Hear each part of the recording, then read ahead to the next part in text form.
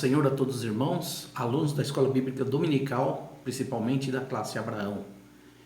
Esse daqui é o conteúdo do trimestre que estamos estudando. A Igreja eleita, redimida pelo sangue de Cristo e selada com o Espírito Santo da promessa. Na primeira lição, estudamos sobre carta aos Efésios. A segunda lição, a sublimidade das bênçãos espirituais em Cristo. A terceira lição, eleição e predestinação. A lição 4, a iluminação espiritual do crente. E hoje, dia 3 de maio de 2020, lição de número 5, libertos do pecado para uma nova vida em Cristo. Texto áureo: mas Deus, que é riquíssimo em misericórdia, pelo seu muito amor com que nos amou, estando nós ainda mortos em nossas ofensas, nos vivificou juntamente com Cristo. Efésios, capítulo 2, versículos 4 e 5.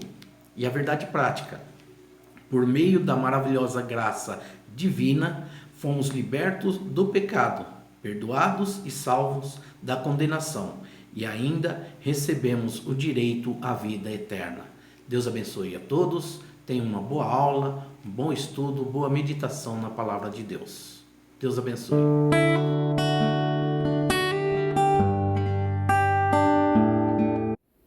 A paz do Senhor a todos os irmãos e irmãs da Igreja Evangélica Assembleia de Deus, da qual fazemos parte. Estou muito feliz de iniciar mais uma aula da Escola Dominical via internet com todos vocês e espero novamente que estejam todos bem. Como vocês sabem, nesse trimestre estamos estudando a Epístola aos Efésios. O tema da revista, da Escola Dominical, é a Igreja Eleita. E, como disse, tendo por base a carta ou a Epístola aos Efésios. E na lição deste domingo, dia 3 de maio, a lição tem como título Libertos do Pecado para uma Nova Vida em Cristo. É a lição 5. E a base dessa lição, do estudo dessa lição, é o capítulo 2 de Efésios, do versículo 1 a 10. Esses versículos 1 a 10 é a base do estudo da lição de hoje. Nas aulas anteriores, nós estudamos o capítulo 1, onde nós vimos aí a glorificação que Paulo manifestou em relação às bênçãos espirituais que Deus concede. Também vimos a oração de Paulo no capítulo 1 a favor de todos os crentes, para que entendam, para que consigam enxergar, para que a mente seja iluminada para perceber essas bênçãos espirituais.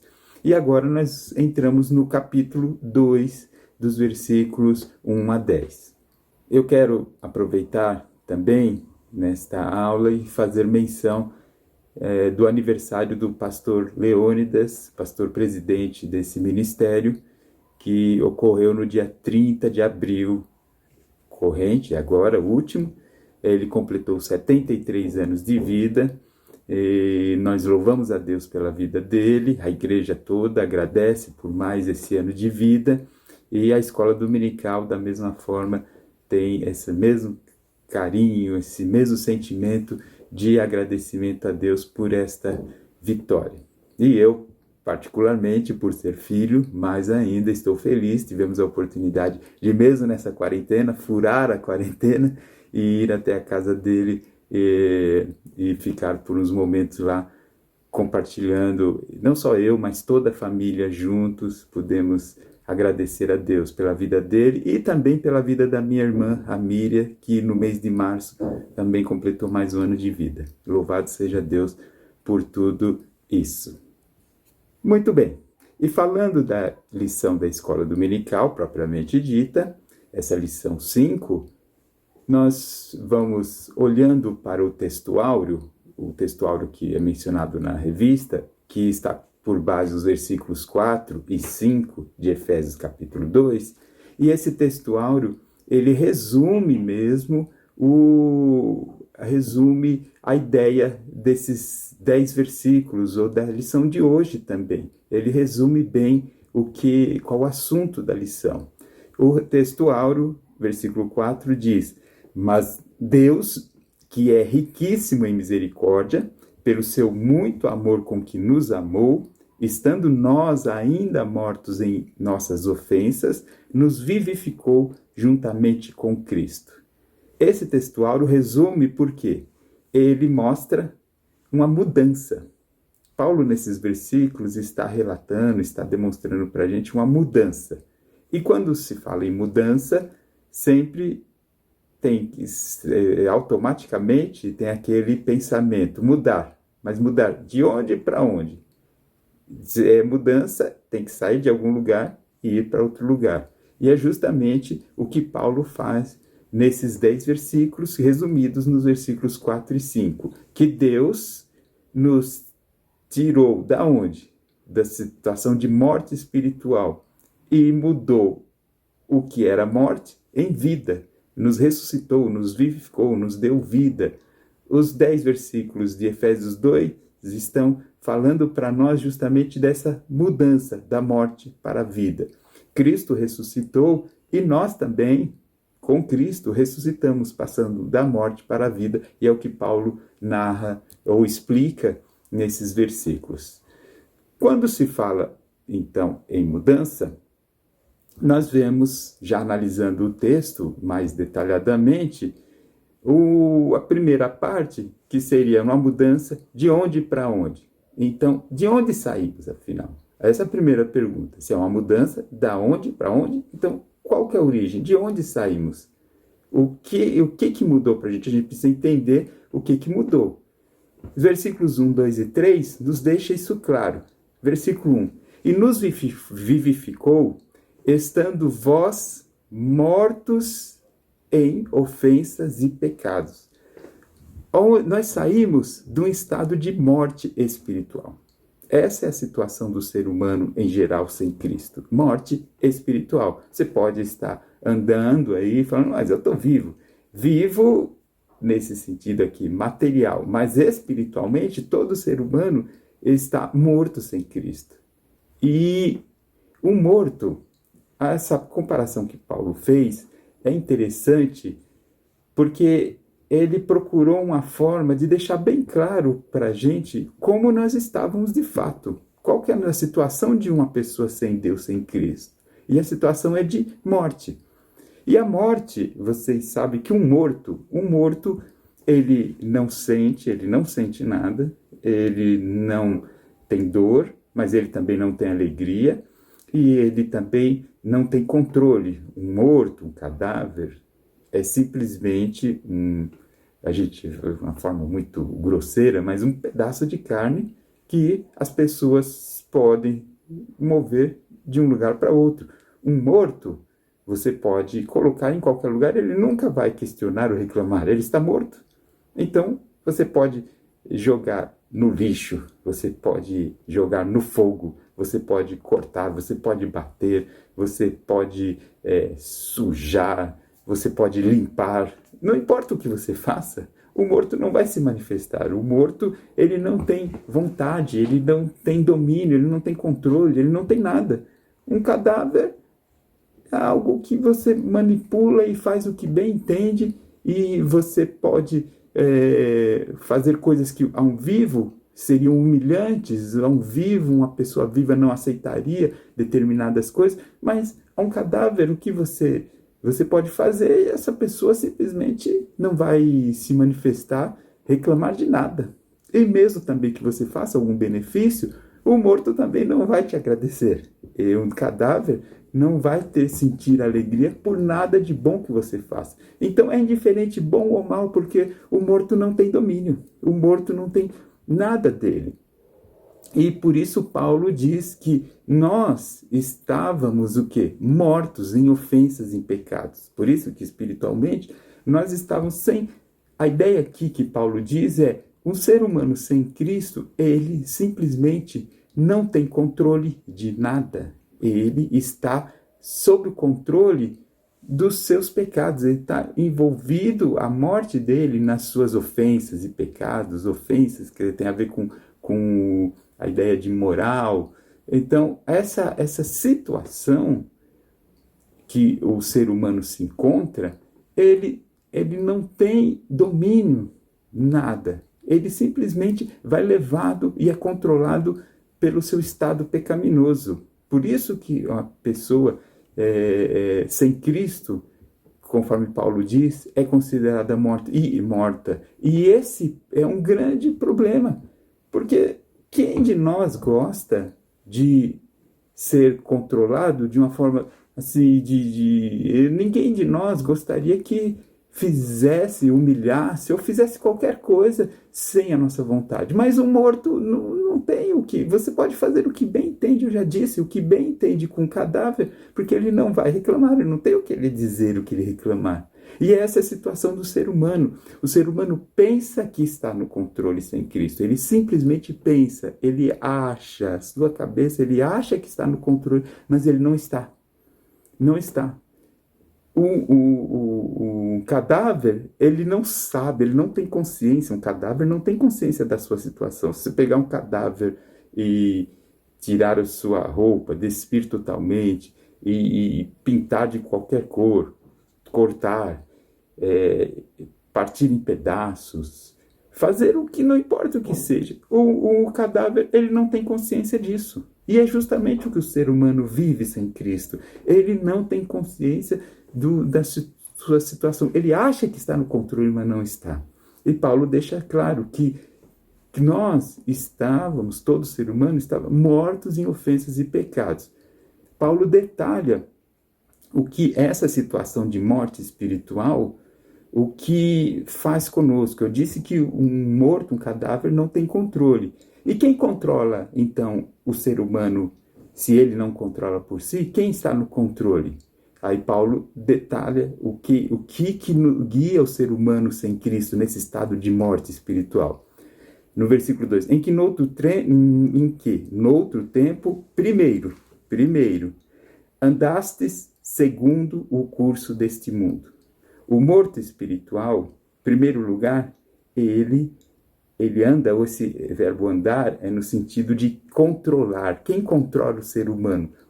A pessoa sem Cristo, o morto espiritual, ele é controlado pelo mundo, segundo o curso desse mundo. A pessoa sem Cristo, ele não tem vontade própria. É o mundo, e quando diz o mundo, é o sistema, as ideias, os conceitos. A pessoa não consegue lutar contra isso, ou seja, ela começa a dizer e viver e agir conforme o conceito mundano, pecaminoso, as coisas que o mundo, o estado de pecado nos oferece. Então as pessoas, elas começam, os seus conceitos de certo e errado são o que o mundo diz. Então se o mundo parte para a imoralidade, a pessoa que está morta sem Cristo, está morta nos seus pecados, ela começa a achar que a imoralidade é certa.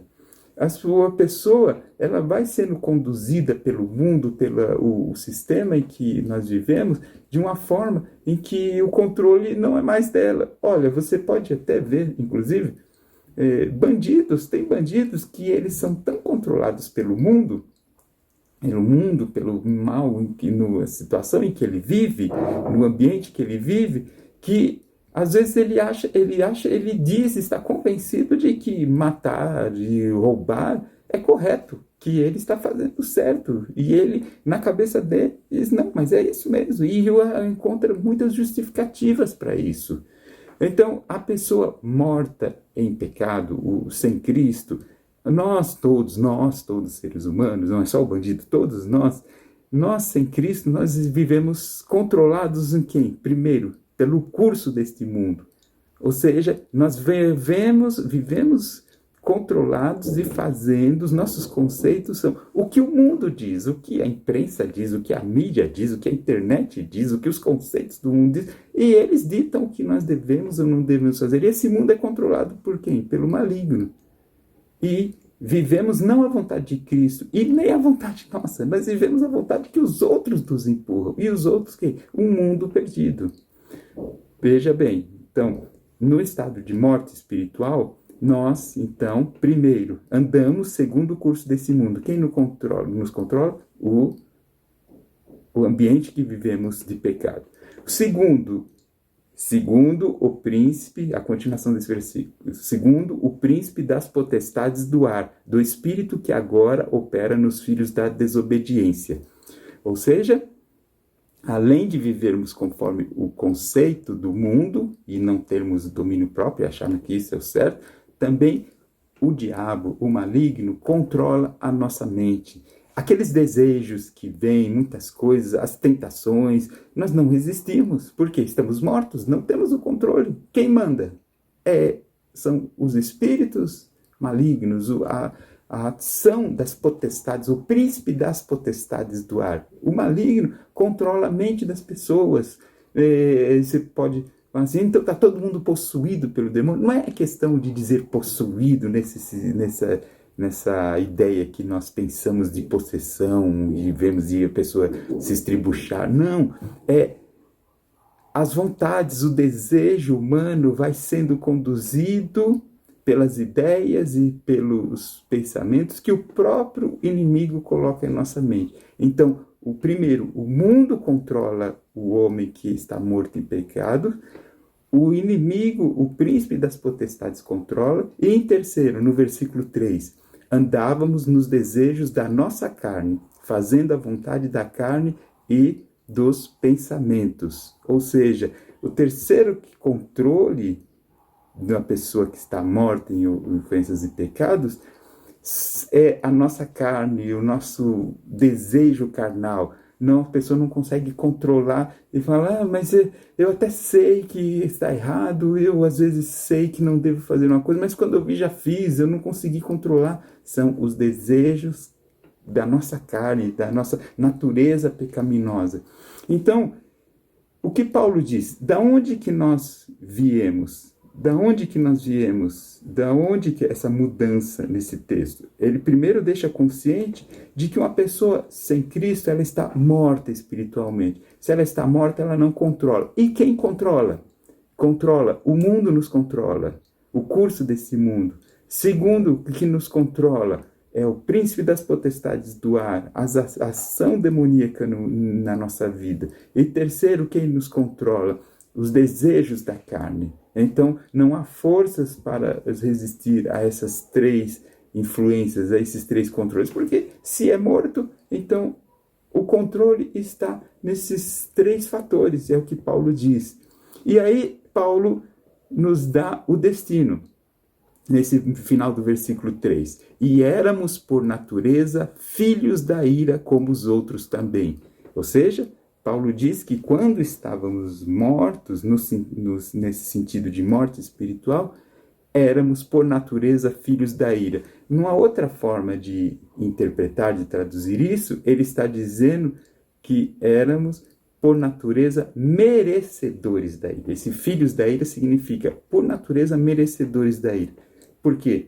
Se está morto, se não tem controle nenhum, você não tem controle de nada. Quem controla é o mundo, quem nos controla é as forças espirituais, o príncipe das potestades, as forças espirituais malignas, e quem nos controla são os desejos nossos da carne, as nossas vontades. Se essas três controlam e nós não temos controle em nada, o único destino para o mundo é o quê?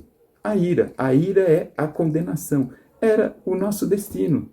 É daí que nós saímos, da condenação. É o que Paulo deixa claro.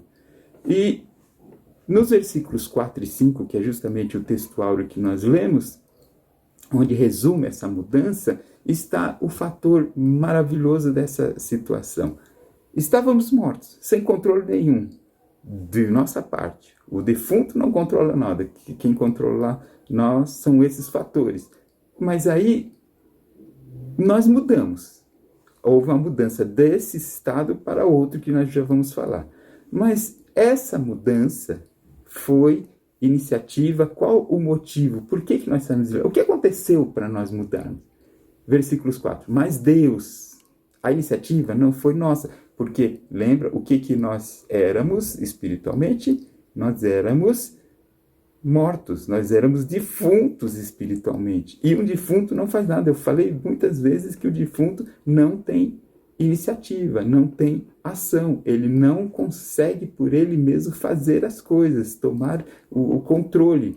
Então, em nenhum momento, em nenhuma hora, nós mortos, um defunto jamais consegue levantar e falar, não, eu quero mudar a minha situação. Ele não consegue, porque ele está morto. Ele está morto, ele não tem controle de nada. Eu já falei que Paulo diz, quem controlava era o mundo, Satanás, as potestades, e nossos desejos carnais. É isso que controla aquele que está morto espiritualmente.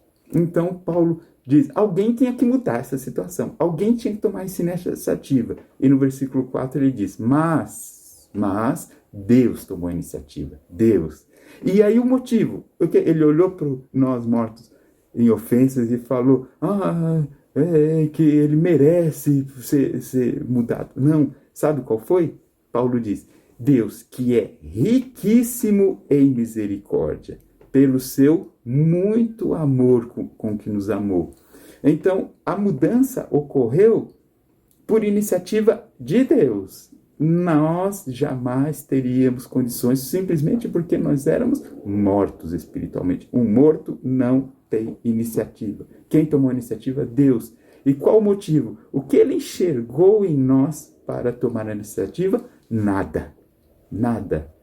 Ele só fez isso porque ele é riquíssimo em misericórdia e pelo seu muito amor. Por nos amar, por ele amar a nós, simples assim. Pelo seu amor, ele teve misericórdia, como vocês sabem, misericórdia é não dar aquilo, a condenação que nós merecemos. Então Deus, ao invés de nós que éramos filhos da ira, ou seja, merecedores da ira, da condenação, era o que a gente merecia. Só que por misericórdia, e riquíssimo, não é só misericórdia pura, ele é riquíssimo. Então, pela sua misericórdia e o seu amor, junta a misericórdia e o amor de Deus, esse Deus tomou a iniciativa de pegar o defunto Márcio espiritualmente, o defunto eu e você espiritualmente, e mudar essa situação. O versículo 5 diz, estando nós ainda mortos em nossas ofensas. Não teve nenhum fator, nenhuma ação minha e sua, que Deus pudesse olhar e dizer o seguinte, agora merece que eu tire ele desse estado de morte espiritual. Agora eu vou mudar essa situação. Não houve nenhuma ação, nada que nós tivéssemos feito que justificasse isso. Quando ele nos vivificou, quando ele nos fez essa mudança, nos tirou da morte espiritual, nesse momento nós estávamos ainda mortos em nossas ofensas.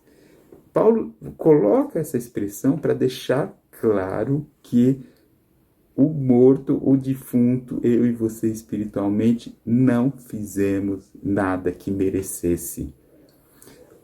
O único motivo de Deus nos salvar foi o seu grande amor. O único motivo foi o seu amor. Não existe nem um único motivo sequer que nos desse condição da salvação. Nenhum, nada. Porque, volto a dizer, essa comparação de Paulo é muito clara e importante. Sem Deus, sem Cristo, nós antes estávamos mortos. Lembra sempre do defunto no caixão, daquela cena que você não gosta de lembrar, mas é essa que você tem que lembrar. O defunto não tem controle. Se você deixar um defunto, se você não fizer nada por ele, deixar ele estar ou num caixão, ou em qualquer lugar, levou um tiro na rua, ou teve um ataque no coração em casa, se você ou alguém não fizer nada, ele vai ficar lá até começar a cheirar mal, até começar a apodrecer, até aparecer os bichos e até ser consumido e ficar uma coisa horrível, até passar os anos e simplesmente desaparecer. E vai tudo isso ocorrer porque o defunto jamais fará nada. O defunto, o cadáver jamais fará nada. E era assim que estávamos. Nada, não havia nada que pudéssemos fazer. E o que mudou? Deus, porque ele é riquíssimo em misericórdia. Ele olhou e nos amando, somos a misericórdia de Deus e o seu amor, e ele olhando nós como esse cadáver espiritual, ele falou: eu vou mudar essa situação, isso vai mudar. Chegamos então aos versículos 5, 6 e 7, que é para onde nós mudamos. Se esse texto como um todo fala de uma mudança, de onde para onde, nós já vimos de onde nós mudamos. Nós saímos do estado de morte espiritual. Nós éramos cadáveres espirituais. Não tinha nada que pudesse fazer. E houve uma mudança. Quem mudou? Deus, pelo seu amor. O motivo, a iniciativa foi de Deus. E então mudou da morte para onde? Para onde? O que aconteceu? Aí no versículo 5, 6 e 7 temos. Versículo 5. Nos vivificou juntamente com Cristo. Esse vivificar significa dar vida. Antes éramos mortos nos pecados e nos ofensas. Qual foi a mudança? De morto para vivo. O cadáver passou a ter vida. Ele deu vida. E interessante é, juntamente com Cristo. Qual a chave que trouxe essa vida? Qual foi a chave? Foi Cristo. Então, a ressurreição de Cristo, o sacrifício de Cristo é que nos trouxe vida. A mudança da morte para onde? Vida. Passamos a ter vida. No versículo 6. E nos ressuscitou juntamente com Ele. Percebe que ele foi olhando e pensa assim, mas no versículo 5 ele diz que nos vivificou, nos deu vida. E no versículo 6, nos ressuscitou. Parece a mesma coisa, mas tem um detalhezinho. Quando você nasce, vamos dizer assim, você recebe vida quando você nasce. Isso é um estado. Você ganha a vida, você recebe vida, Deus nos dá vida quando você nasce. Só que quando nós nascemos, espiritualmente, nós já nascemos, vamos dizer assim, como diz, natimorto, ou seja, nascemos mortos no pecado. Então a gente nasce e no versículo 5 ele diz, nos deu vida. Só que essa vida, no versículo 6, ele nos ressuscitou, porque é o seguinte, a gente nasceu, era para ter vida, mas já nascemos mortos. Então, essa expressão, nos ressuscitou juntamente com ele, é para reforçar o seguinte, é que não é a primeira vida, é que agora ele nos deu, vamos dizer assim, uma segunda chance. Nós estávamos agora, não é que a gente nasceu, ganhou uma vida, mas é uma vida em branco, que agora é que as coisas vão acontecer. Não, nós já não merecíamos essa expressão de versículo 6, nos ressuscitou, é para mostrar que a gente já estava morto, porque a gente já perdeu a nossa chance, já nasceu condenado, e não só porque Deus nos condenou de nascimento, destinados, não, é porque a gente nasceu e nasce pecando, então ele nos ressuscita, ele dá uma segunda chance, é a segunda chance que Deus nos dá.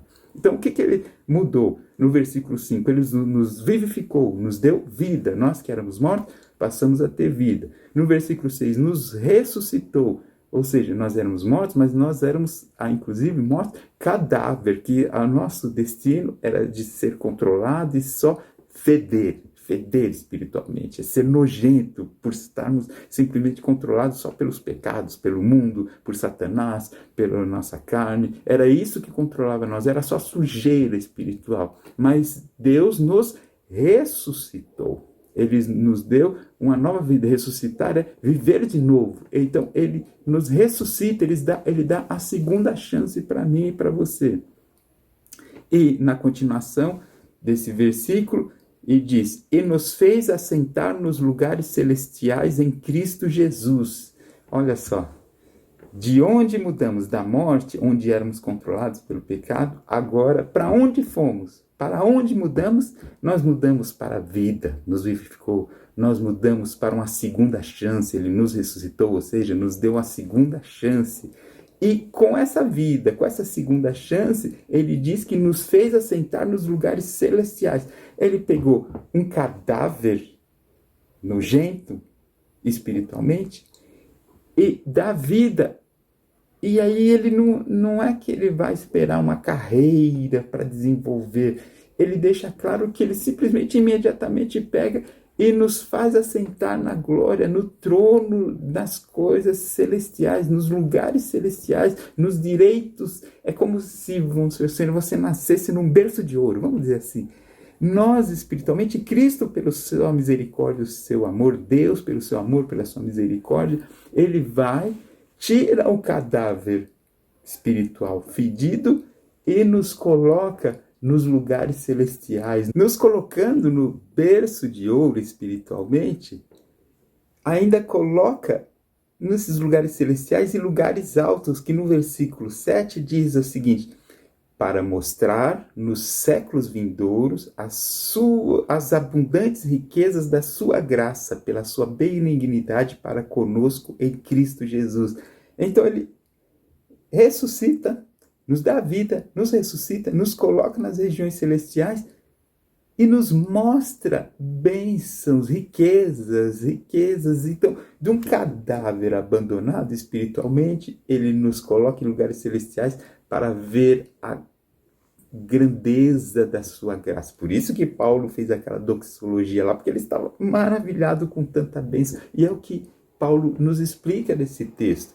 E percebe que nesses versículos, tudo isso aconteceu com base em Cristo Jesus. Olha, observa bem, no versículo 5, ele nos vivificou. Para onde mudamos? Ele nos vivificou, mas nos vivificou o quê? Juntamente com Cristo. No versículo 6, ele nos ressuscitou. E como que acontece? Juntamente com ele, com Cristo. E nos fez assentar nos lugares celestiais em Cristo. No versículo 7, para mostrar nos séculos vindouros as abundantes riquezas da sua graça pela sua benignidade para conosco em Cristo Jesus. Olha, vivificou em Cristo, ressuscitou juntamente com Cristo, fez assentar em lugares celestiais com Cristo e mostra as riquezas para conosco em Cristo. Tudo é em Cristo. Tudo é em Cristo. A iniciativa foi Deus pelo seu amor. E qual o meio disso acontecer? Em Cristo. Isso Paulo enfatiza muito nesse texto. Nós estamos numa outra situação agora espiritualmente. Por quê?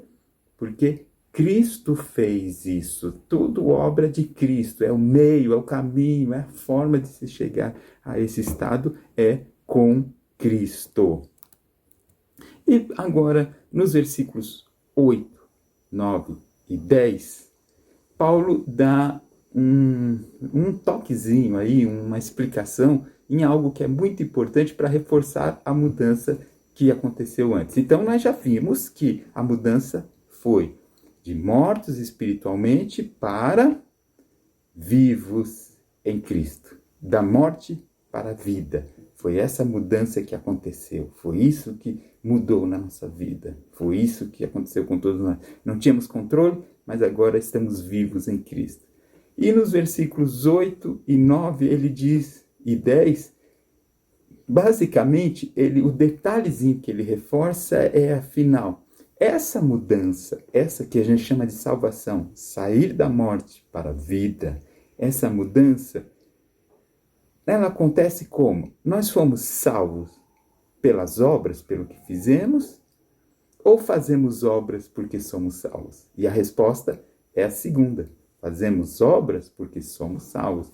Paulo, nos versículos 8, 9 e 10, ele quer deixar muito bem claro isso, que pode ocorrer na mente de alguém, que quando está nesse novo estado de vida espiritual, dele olhar as bênçãos espirituais, e em algum momento algum ser humano, alguém de nós pode pensar que é porque nós fizemos alguma coisa, somos bons ou somos dignos, algo que nós fizemos nos desse condição de ter esse estado.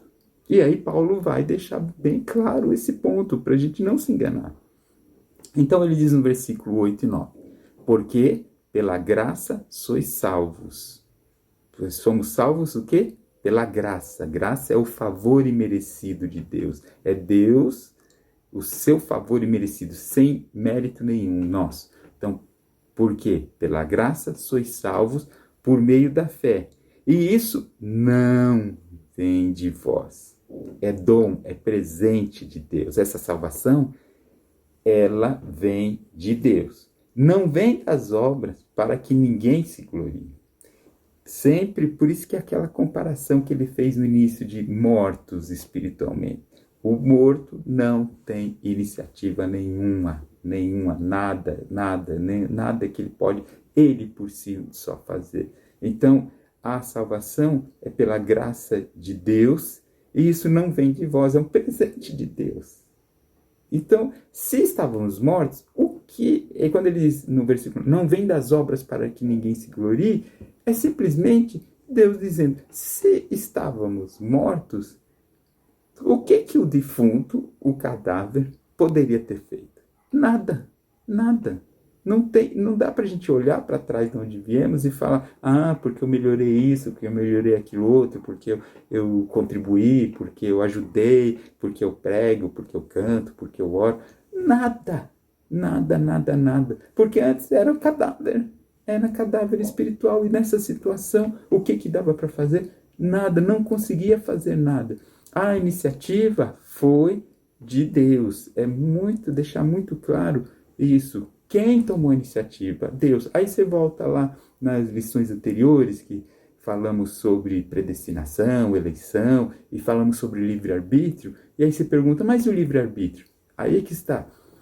O livre-arbítrio entra sim, mas entra, conforme eu falei naquelas lições lá, o livre-arbítrio entra depois da iniciativa de Deus. É Deus, pela sua graça, ele toma a iniciativa de buscar o cadáver. Ele toma a iniciativa pelo Espírito Santo de vir para nos convencer do pecado, da justiça e do juízo.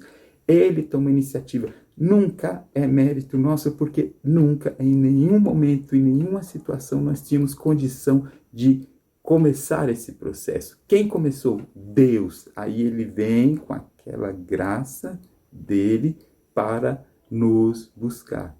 E ele, quando ele nos busca, na hora que ele busca, ele nos dá a graça dele, a vida, e aí, naquele momento, entra. Então, ele nos dá a graça suficiente para exercer o livre-arbítrio, para aceitar ou resistir à graça de Deus. Mas esse livre-arbítrio não é quando estávamos mortos, quando éramos cadáveres, porque lá cadáver não tem livre-arbítrio. Quando que isso acontece? Quando ele nos dá aquela graça suficiente para nos dar a condição de escolher entre Deus, estar com Deus ou não. É nesse momento que entra o livre-arbítrio.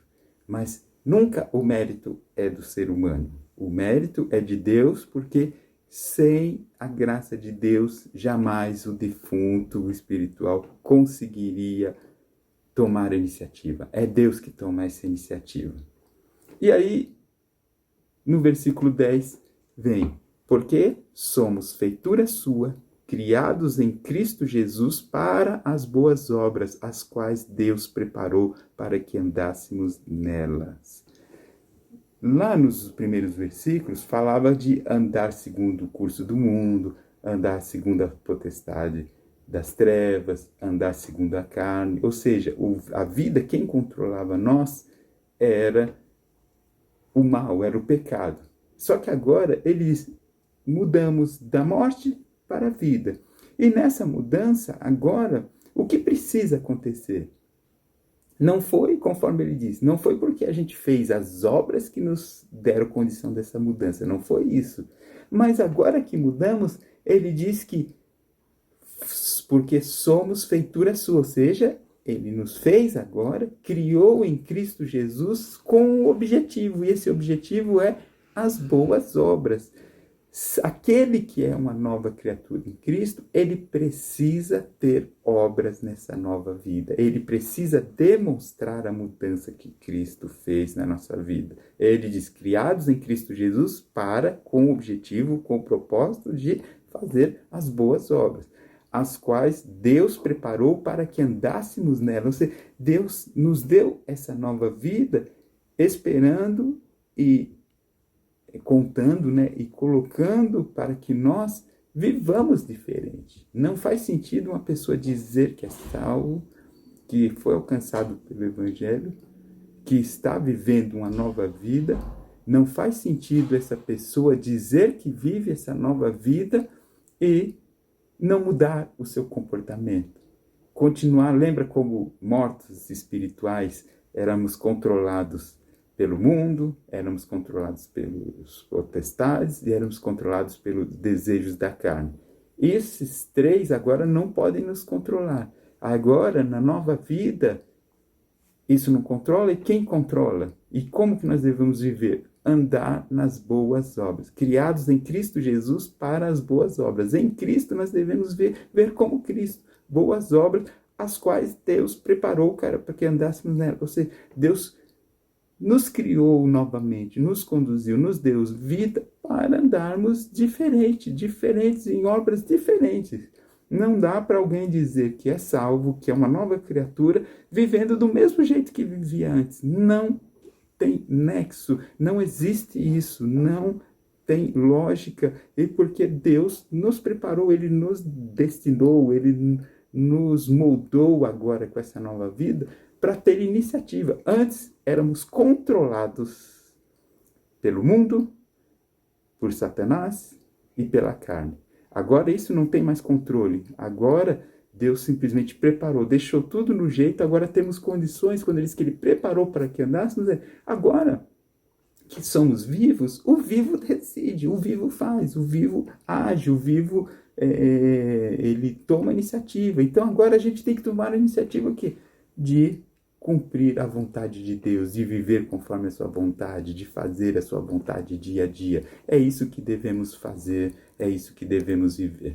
Então esse é o texto, a aula de hoje, a aula desse domingo, e que nós reconheçamos a nova vida em Cristo e que nós vivamos conforme Ele preparou para todos nós vivermos.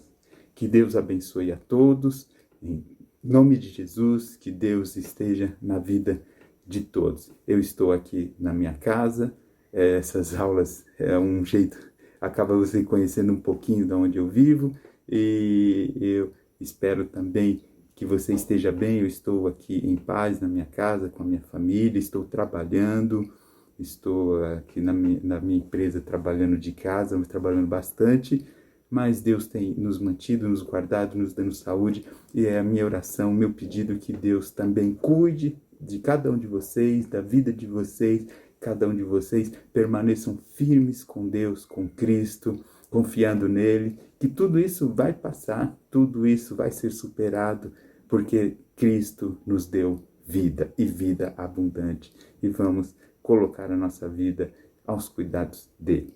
Vamos orar agradecendo a Deus. Senhor Deus e Pai, mais uma vez eu falo contigo, Senhor, agradecido por esta oportunidade de estudarmos a Tua Palavra. Agradeço, meu Deus, pela vida de cada um que aqui está, ouvindo esse vídeo, vendo. Agradeço, Senhor, e te peço que ilumina a mente, o coração de cada pessoa, que possa, Senhor, continuar na sua jornada. Conforme sempre tenho pedido, protege a todos, dá saúde, dá vida, protege desse vírus, dessas doenças, protege também psicologicamente os corações, dá alegria ao coração, à alma de cada um, Senhor, e ajuda a que todos permaneçam firmes na fé contigo. Meu Pai, tudo isso te pedimos também, se alguém estiver agora passando por sofrimento, passando por luta, passando por enfermidade, Senhor, que a Tua mão, o Teu poder seja manifesto e haja, Senhor, a vitória na vida de cada um. Nós te pedimos e te agradecemos tudo isso em nome de Jesus. Amém, amém. Que Deus abençoe a todos em nome de Jesus.